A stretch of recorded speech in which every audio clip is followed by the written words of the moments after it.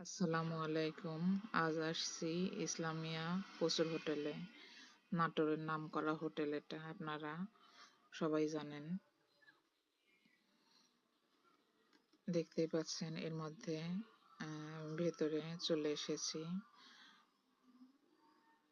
এখন ছিল মধ্য দুপুর, যার কারণে লোকজনের অনেকটাই ভিড় দেখা যাচ্ছে।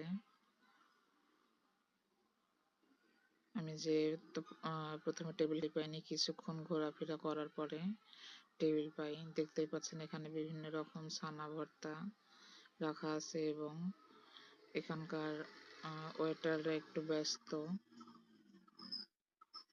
যার কারণে আমরা একটু ঘোরাফেরা করছিলাম এবং দেখে নিচ্ছিলাম কেমন কি খাবার আছে।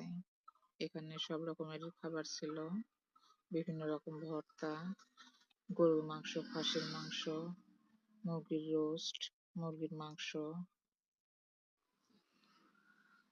বিভিন্ন রকম ভাজি, ছোট মাছ এবং আরো অনেক কিছু ছিল।